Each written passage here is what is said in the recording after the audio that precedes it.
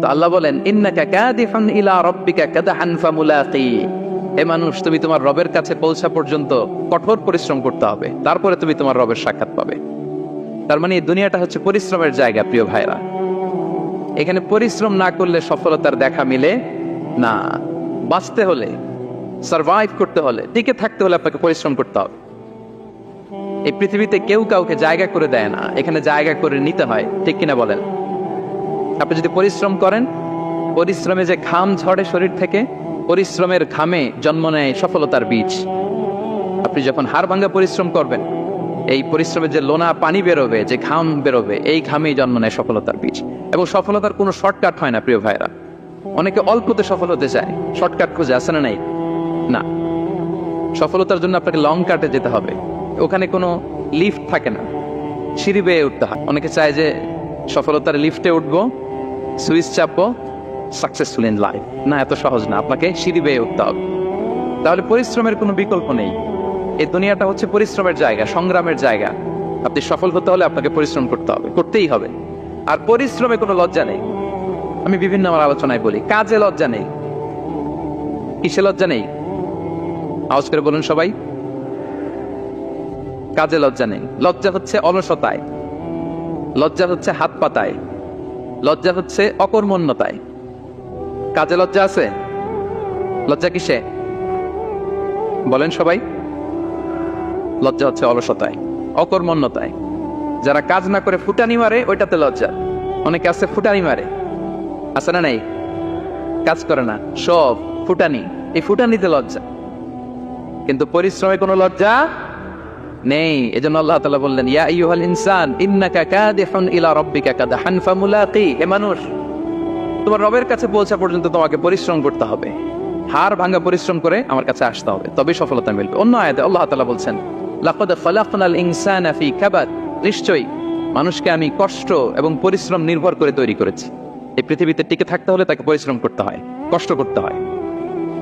এবং দুনিয়ার এই সাইকেলটা যদি দেখেন, দিন এবং রাতের যে সাইকেল, রাতকে আল্লাহ বানিয়েছেন ঘুমের জন্য, রেস্ট নেওয়ার জন্য, বিশ্রামের জন্য। আর দিনকে আল্লাহ বানিয়েছেন কর্মচঞ্চল করে, কাজের জন্য। দিনের মধ্যে কর্মস্পৃহা আছে। আল্লাহ তাআলা সূরা নাবাতে বলছেন, ওয়াজআলনান নাহারা মাআশা। আমি দিনকে বানিয়েছি কর্মচঞ্চল। দিনে আপনি কাজ করবেন, হাড় ভাঙা পরিশ্রম করবেন, তবেই সফলতা ধরা দিবে। ঠিক কিনা বলেন? তাহলে প্রথমে আমরা জানলাম, এই পৃথিবীতে পরিশ্রম করতেই হবে, পরিশ্রমের কোনো বিকল্প নেই। সফল হতে চাইলে কি করতে হবে? আওয়াজ করে বলবেন, কি করতে হবে? এবং ইসলাম এই পরিশ্রমকে উৎসাহিত করে। পরিশ্রমের মাধ্যমে যে ইনকাম, এটাকে উৎসাহিত করে। বিষ্ণু ঈসা ইসলাম বলেন, মা আকালা আহাদুন তাআমান কাত্তু খায়রান আইয়াকুলা মিন আমালি ইয়াদাই। মানুষ পরিশ্রম করে, তার দুই হাত দিয়ে উপার্জন করে যে জীবিকা নির্বাহ করে, এর চেয়ে শ্রেষ্ঠ জীবিকা পৃথিবীতে আর নেই। আল্লাহু আকবার। আপনারা যারা কষ্ট করে ঘাম ঝরিয়ে উপার্জন করেন, এই পৃথিবীতে এর চেয়ে শ্রেষ্ঠ উপার্জন আর হতে পারে? পরিশ্রম করে ঘাম ঝরিয়ে আপনি যে রিজিক এর বন্দোবস্ত আপনার হয়, এই খাবারের চেয়ে শ্রেষ্ঠ খাবার পৃথিবীতে হতে পারে? এরপর বিষ্ণু ইসলাম বললেন, ওয়া ইন্না নাবিয়াল্লাহি দাউদ আলাইহিস সালাম কানা ইয়াকুলু মিন আমালি ইয়াদি। আল্লাহর নবী দাউদ আলাইহিস সালাম, তিনি নিজ হাতের উপার্জন থেকে খেতেন। সুবহানাল্লাহি ওয়া বিহামদিহি। তিনি আর্মার বানাতেন, যুদ্ধাস্ত্র। তিনি বর্ম বানাতেন, নিজ হাতে বর্ম বানিয়ে, যুদ্ধাস্ত্র বানিয়ে বিক্রি করে সেটা দিয়ে জীবিকা নির্বাহ করতেন। আল্লাহু আকবার। তাহলে পরিশ্রমের কোনো বিকল্প নেই। শ্রমের মাধ্যমে যে উপার্জন, এটা শ্রেষ্ঠ উপার্জন। তাই শ্রমজীবী যারা আছেন, মনক্ষুণ্ণ হবেন না, মন ছোট করবেন না। You are the super hero, you are the super hero, you are the remittance fighter of our country. এজন্য রাস্তা দিয়ে যখন হাঁটবেন, বুক ফুলিয়ে হাঁটবেন, আর বস্তা ভরে টাকা নিয়ে দেশে ফিরবেন। ঠিক কিনা বলেন? বুক ফুলিয়ে হাঁটতে হবে। এজন্য আমি আমার প্রিয় মাতৃভূমি বাংলাদেশের গভর্নমেন্টকে অনুরোধ করবো, আমাদের শ্রমজীবী ভাইদের যাতে সুবিধা হয়, এই ব্যবস্থা আপনাদের করতে হবে। বিনীত অনুরোধ রাখবো। শ্রম মন্ত্রণালয়ে যারা দায়িত্বে আছেন, স্পেশালি তাদেরকে রিকোয়েস্ট করবো, আমাদের শ্রমজীবী ভাইদের যেন কোনো কষ্ট না হয়। কারণ তাদের পাঠানো রেমিটেন্সে সচল থাকে আমার দেশের অর্থনীতির চাকা। তারা ভালো থাকলে ভালো থাকবে বাংলাদেশ। Very simple. ঠিক কিনা বলেন? আমার যে ভাইটা পরিচ্ছন্নতা কর্মী, রাস্তা ক্লিন করে, এয়ারপোর্টে ওয়াশরুম ক্লিন করে, একজন পরিচ্ছন্নতা কর্মী, তারও 20 থেকে 30 হাজার টাকা বাংলাদেশে ঢুকে প্রতি মাসে। আপনি চিন্তা করতে পারেন? হ্যাঁ, 6টা মাস যদি রেমিটেন্স বন্ধ হয়, শ্রীলঙ্কার চেয়েও খারাপ অবস্থায় বাংলাদেশে চলে যাবে। জাস্ট অনলি 6 মান্থস, ভয়ঙ্কর অবস্থা হবে বাংলাদেশে। এটা আল্লাহর পক্ষ থেকে একটা স্পেশাল রাহমা, মার্সি এন্ড ব্লেসিংস, যে আমাদের রিজিকের তাগিদায় সারা বিশ্বে যে কাজ করতে হয়, আমরা কাজ করি আর দেশে টাকা পাঠাই, আর সচল থাকে আমার দেশের অর্থনীতির চাকা, আলহামদুলিল্লাহ পড়ে। সো বাংলাদেশের গভর্নমেন্টকে আমি বিনীত অনুরোধ জানাবো, শ্রম মন্ত্রণালয়কে অনুরোধ জানাবো, এয়ারপোর্ট অথরিটিকে অনুরোধ জানাবো, আমার শ্রমজীবী ভাইদের সাথে ভালো আচরণ করুন, তাদের সাথে কোঅপারেট করুন। বিশেষ করে যতগুলো দূতাবাস আছে সারা বিশ্বে, বাংলাদেশের যে মিশনগুলো, দূতাবাসগুলো, আমার শ্রমজীবী ভাইদের যে কোনো কাজকে অগ্রাধিকার ভিত্তিতে আপনারা সার্ভিস দিন। এটা দিতেই হবে, ঠিক কিনা বলেন? তারা ভালো থাকলে ভালো থাকবে বাংলাদেশ। তো এই জন্য শ্রমের কোনো বিকল্প নাই। নিজ হাতে উপার্জিত অর্থ, নিজ হাতে উপার্জিত কামাই, এটা শ্রেষ্ঠ কামাই। তো আলহামদুলিল্লাহ আজকের অডিয়েন্সের মধ্যে শ্রমজীবী ভাইয়েরা বেশি, আলহামদুলিল্লাহ পড়েন। এটা আমাদের সৌভাগ্য। এই যে বাংলাদেশে এখন চাকরি নাই, চাকরির বাজার মন্দা, মাস্টার্স পাস করে বেকার টোটো কোম্পানির ম্যানেজার এশিয়া নিয়ে আসছে, প্রতি মাসে আপনি টাকা পাঠান, আলহামদুলিল্লাহ। আপনি বাংলাদেশের যে উন্নয়ন, বাংলাদেশ বলে বলে মন্ত্রীরা মুখে ফেনা তুলে ফেলে, এটার গর্বিত অংশীদার আপনি, ঠিক কিনা বলেন? আপনি গর্বিত অংশীদার। You are the contributor, you are the real contributor. আপনার অবদানে বাংলাদেশ আজকে সচল, আলহামদুলিল্লাহ। সো মন ছোট করার কোনো সুযোগ নেই। নিজ হাতে উপার্জিত কামাই, এটা পৃথিবীর শ্রেষ্ঠ কামাই, আলহামদুলিল্লাহ। পরিশ্রমের মাধ্যমে যে উপার্জন, এটাকে ইসলাম আমাদেরকে উৎসাহিত করে। শুধু নামাজ, রোজা, জিকির এগুলো নিয়ে ইসলাম আমাদেরকে পড়ে থাকতে বলেনি। কোরআনিক অর্ডার হচ্ছে আপনার নামাজ শেষ, আপনি বেরিয়ে পড়বেন, কাজে বেরিয়ে যাবেন। ফাইদা কুদিয়াতিস সালাতু ফান্তাশিরু ফিল আরদি ওয়াবতাগু মিন ফাদলিল্লাহ। বিধানটা কার বলুন? আওয়াজ করে বলুন, বিধানটা কার? এটা কোরআনিক ভার্ডিক্ট, কোরআনের বিধান। নামাজ শেষ, ভুল হয়ে বসে জিকির করতে বলা নাই আল্লাহ। আল্লাহ বলেছে ফান্তাশিরু ফিল আরদ ওয়াবতাগু মিন ফাদলিল্লাহ, জমিনে ছড়িয়ে পড়ো, আল্লাহর রিজিক তালাশ করো। নামাজ শেষ, বেরিয়ে যাবে। কৃষক চলে যাবে মাঠে, শ্রমজীবী চলে যাবে ফ্যাক্টরিতে, শিক্ষকরা চলে যাবে তাদের শিক্ষা প্রতিষ্ঠানে, কর্পোরেট ওয়ার্ল্ডের লোকেরা চলে যাবে তাদের প্রতিষ্ঠানে।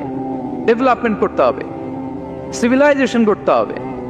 নামাজের পরে গোল হয়ে বসে থাকা চলবে না। কি ব্যালেন্স দেখেছেন ইসলাম?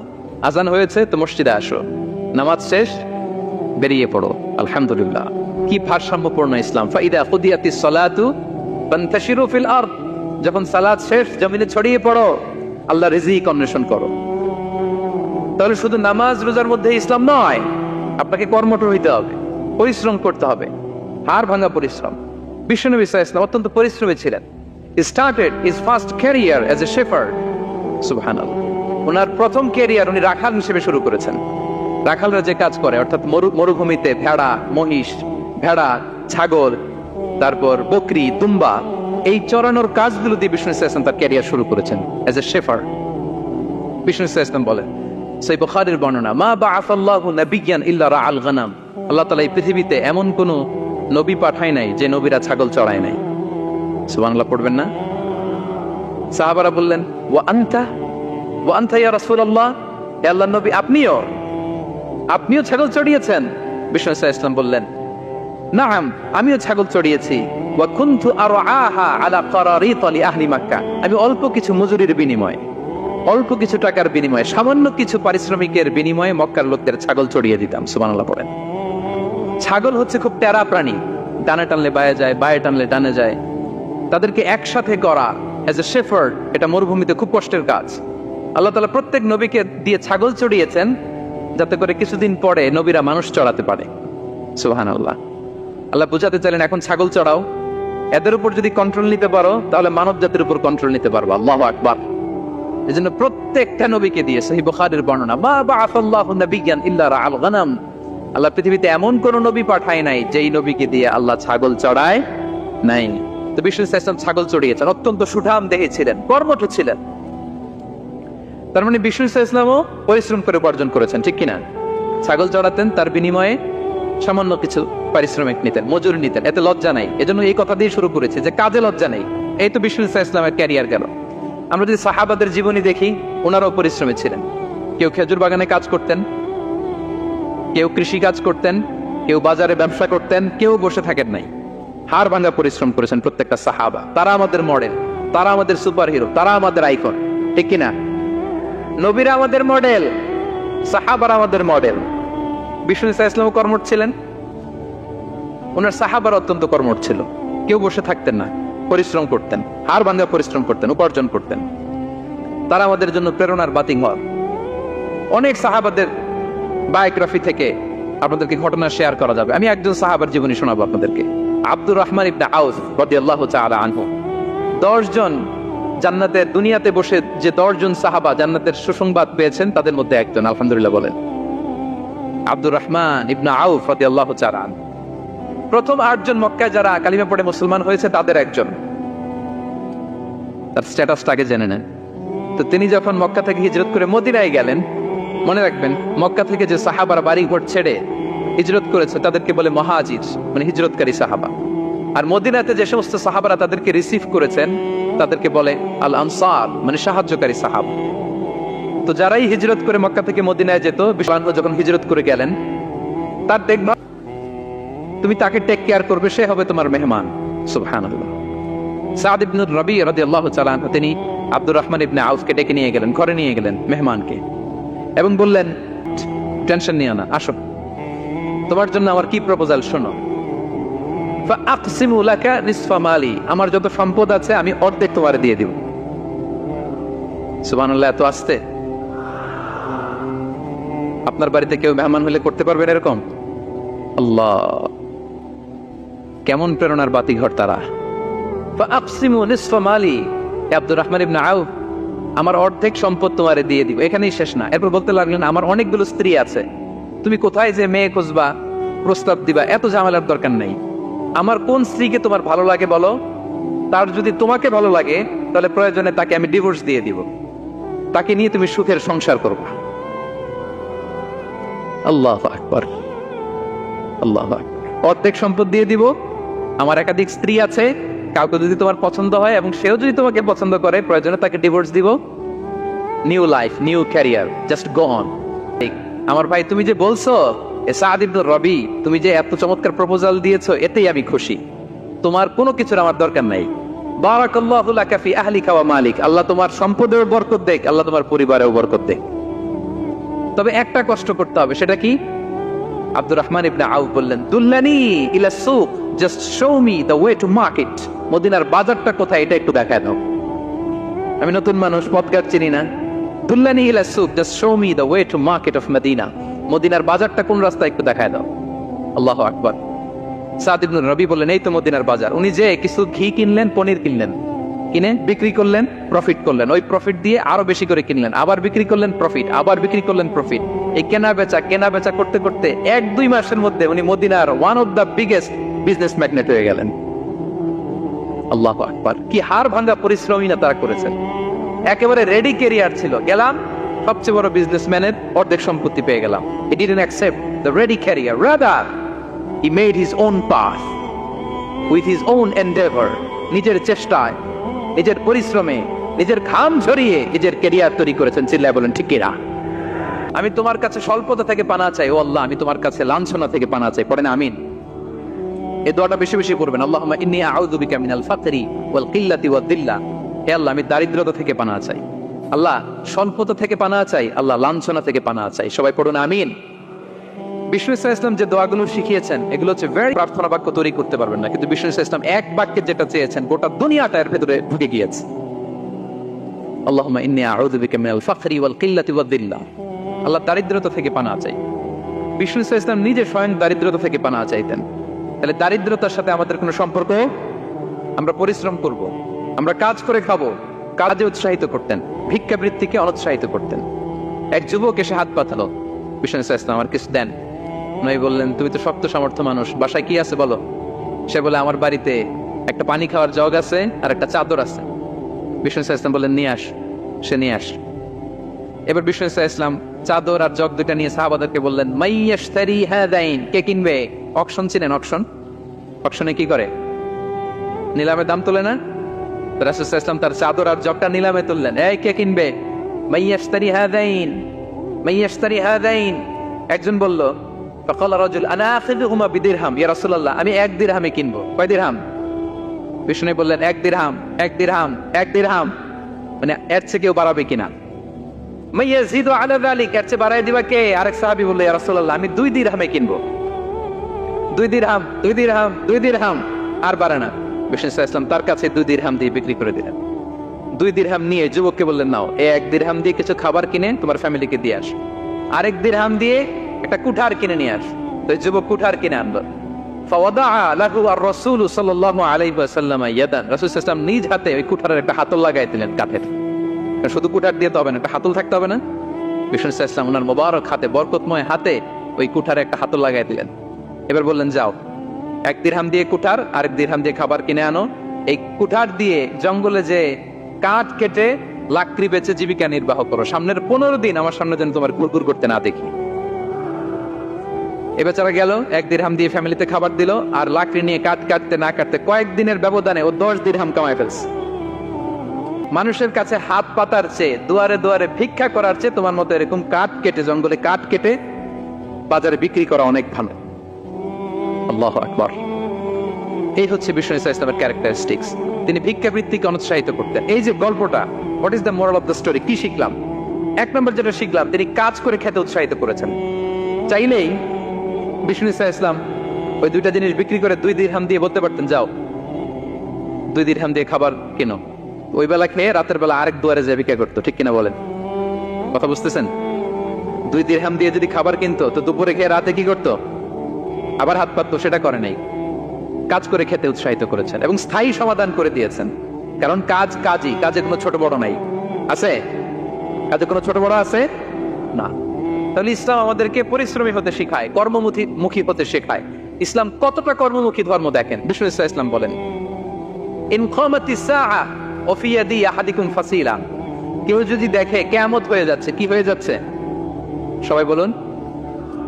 কেউ যদি দেখে কিয়ামত হয়ে যাচ্ছে আর তার হাতে একটা চারা বীজ আছে, গাছের চারা। কি আছে? গাছের চারা। সে গাছের চারা রোপণ করতে গেছিল, ওদিকে যায় দেখে কিয়ামত শুরু হয়ে গেছে। বিষ্ণু বলেন, ফাইন ইসতাতাআ আল্লা তাকুমা হাত্তা ইয়াগরিসাহা ফালইয়াগরিসহা, সে যদি পারে কিয়ামত হওয়ার আগেই ওটা রোপণ করে দিতে, সেজন্য তাড়াতাড়ি করে রোপণ করে দেয়। আল্লাহু আকবার। ইসলাম কতটা কর্মমুখী ধর্ম।